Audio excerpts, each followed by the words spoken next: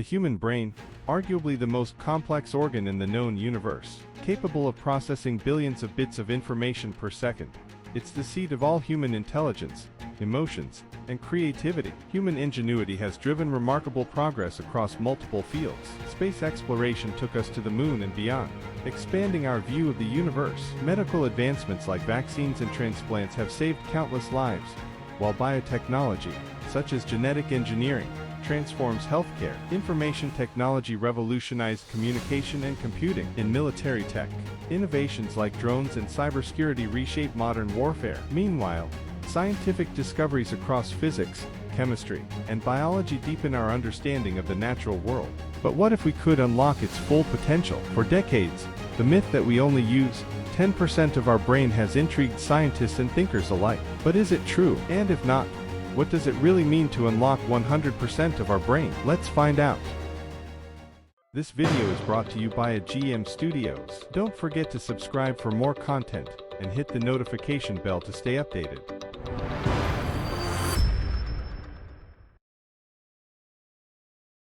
Imagine a baby being born. At that moment, the baby's brain is a blank canvas, equipped with billions of neurons, ready to form connections and begin the lifelong process of learning and growth. Each experience, whether it's the first time the baby hears their mother's voice or sees a new shape, sparks new neural pathways. This is the very beginning of our journey in unlocking the potential of the human brain. As the child grows, these neural pathways multiply. The brain undergoes a process called neuroplasticity, which means it's constantly adapting and rewiring itself based on new information. During early childhood, the brain is like a sponge, absorbing language, motor skills, and emotions. The child learns to walk, talk, and interact with the world. These are not just milestones in development, they're evidence of how the brain expands its functional capacity over time. By the time we reach adulthood, the brain has developed specialized regions for specific tasks. Our visual cortex processes what we see, the motor cortex controls movement, and the prefrontal cortex helps us plan, make decisions, and regulate our behavior. This sophisticated specialization is why the myth of 10% brain usage is so widely misunderstood. While it's true that not all areas are active at once, different tasks engage different regions. Whether we're playing the piano, remembering a loved one, or making a difficult decision, specific parts of the brain are fully engaged and optimized for the task at hand. The idea that humans use only a fraction of their brain capacity, often cited as 10%, is a popular myth in pop culture. The notion of unlocking 100% of the brain continues to spark interest and debate. However, the question remains whether reaching full brain potential is scientifically valid or merely a myth. Neuroscientist Fred Gage discovered that adult brains can grow new neurons, a process called neurogenesis, overturning the belief that brain growth stops in childhood. His research showed that mental stimulation, exercise, and social interaction boost neuron growth, suggesting our brains have more potential for adaptability and renewal than once thought. This opens the door to exploring how much more of our brain we might unlock. Similar findings by Elizabeth Gould made groundbreaking discoveries that reshaped our understanding of brain plasticity. Gould also found that stress can significantly reduce the production of new neurons, while enriched environments, like those with physical activity and learning opportunities, promote brain growth. Her work revealed the brain's remarkable capacity for adaptation, suggesting that we might harness this potential for mental health and cognitive enhancement. In 2009, the Human Connectome project set out with a bold goal to map the brain's intricate network of connections and unlock its full potential. Funded by the U.S. National Institutes of Health, this project examines brain connectivity in over 1,200 healthy adults, using advanced MRI techniques, creating the most detailed maps of neural pathways ever made. It's revealed something remarkable.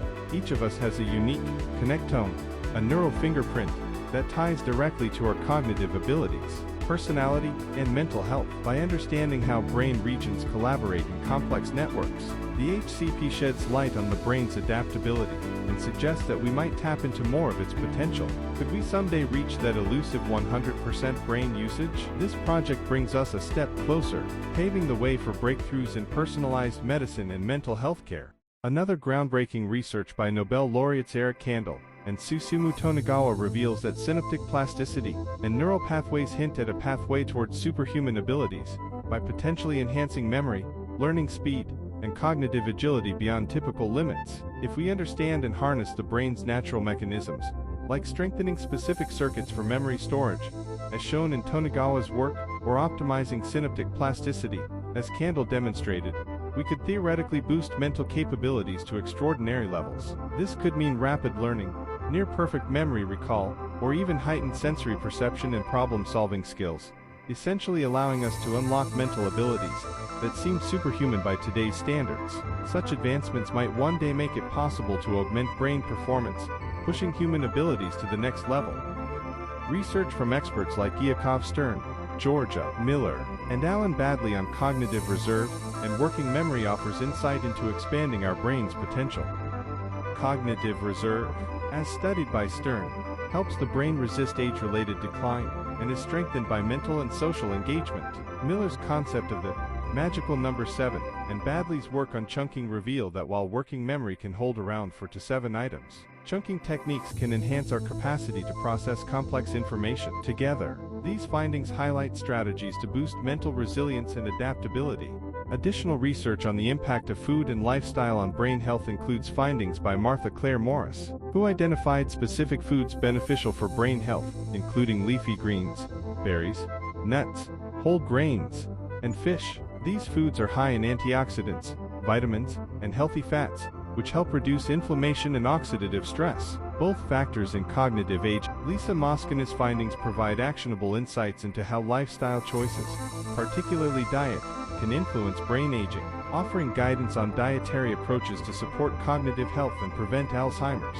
Elizabeth Dever identified foods high in antioxidants, like berries, nuts, and leafy greens, protect brain cells from oxidative stress and inflammation, both linked to cognitive aging and decline. Fernando Gomez Pinilla identified omega-3 fatty acids, found in fish and flax seeds, are essential for brain health, supporting neuron function, reducing inflammation, and potentially improving memory and mood. Mark Mattson and Walter Longo found intermittent fasting is associated with improved brain plasticity, memory, and resistance to neurodegenerative diseases by promoting cellular repair processes like autophagy. Kirk Erickson and Art Kramer found regular aerobic exercise enhances memory, executive function, and mental clarity by promoting neurogenesis, particularly in the hippocampus, and improving blood flow to the brain. Matthew Walker and Robert Stickgold identified adequate sleep is crucial for memory consolidation, learning, and emotional regulation.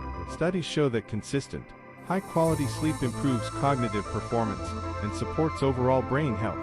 Other mentionable findings are Mindfulness and Mental Resilience by Richard J. Davidson and Sarah Laser, Social Engagement and Brain Resilience by Yakov Stern and Patricia Boyle, Gut Brain Axis and Mental Health by John Cryan and Ted Dinnan, Mental Stimulation and Cognitive Reserve by Robert Wilson and David Bennett. These research areas highlight the impact of diet, exercise, sleep, social interaction, and mental stimulation on brain health, pointing to lifestyle strategies that promote cognitive resilience and reduce the risk of mental decline. Our brain maintains essential functions with baseline activity, but doesn't activate all areas simultaneously.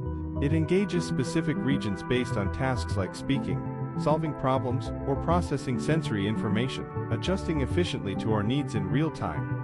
There are no wonder pills, or drugs or any known inventions that can help us to utilize 100% of our brain all at once to achieve superhuman capabilities. Instead, research have identified that nutritious food fuels the brain with essential vitamins and antioxidants, protecting it from aging and cognitive decline. Regular exercise increases blood flow, promoting neurogenesis, or the growth of new neurons, which strengthens memory and learning. Quality sleep is vital for memory consolidation and mental clarity, helping the brain process and retain information. Social connections stimulate cognitive skills and emotional resilience, while an overall balanced lifestyle keeps stress in check. Together, these habits optimize brain health, enhancing focus, memory, and overall cognitive function.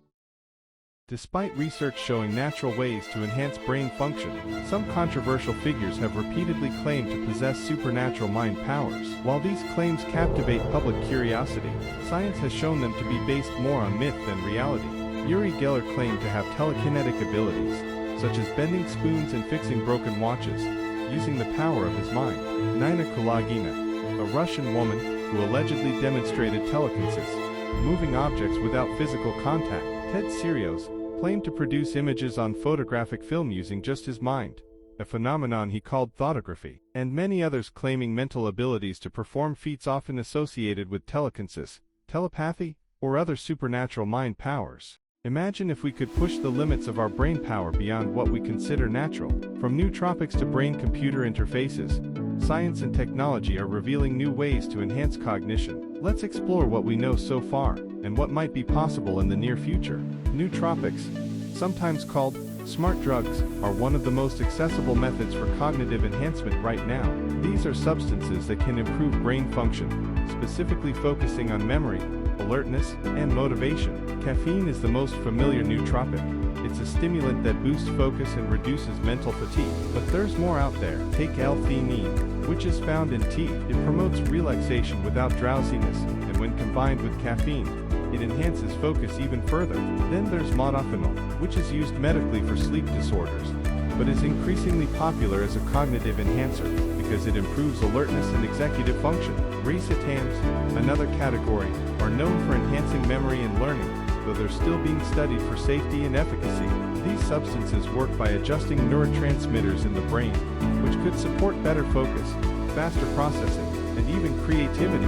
Perhaps the most futuristic enhancement is the brain-computer interface, or BCI. This technology creates a direct pathway between the brain and external devices. Companies like Neuralink are working on implantable BCI. Neuralink's implant is a small, coin-sized device implanted in the brain that uses tiny electrodes to detect and transmit neural signals, allowing for direct communication between the brain and digital devices. Of connecting with your loved ones, browsing the web, or even playing games using only your thoughts.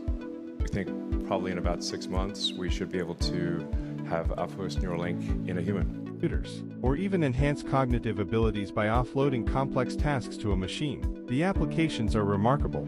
Imagine using a BCI to enhance your memory, process information faster, or even translate thoughts into actions. In medical trials, BCIs have already allowed individuals with severe disabilities to communicate or control devices through thought alone. While much of this is still experimental, the rapid progress suggests that real-world applications could be closer than we think.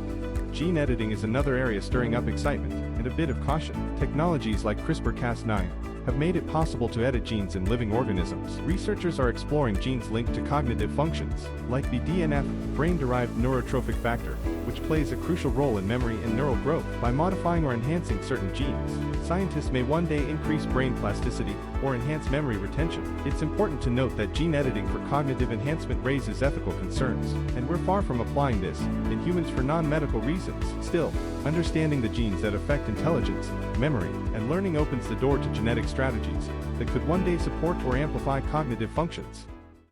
What's next for cognitive enhancement? As research advances, we're entering new territory where combining neurostimulation, BCIs, nootropics, and lifestyle changes might create personalized programs for optimized brain function. Imagine boosting memory for key events or sparking creativity on demand. While the possibilities are exciting, ethical and safety concerns remain, but the potential for cognitive enhancement is closer than ever.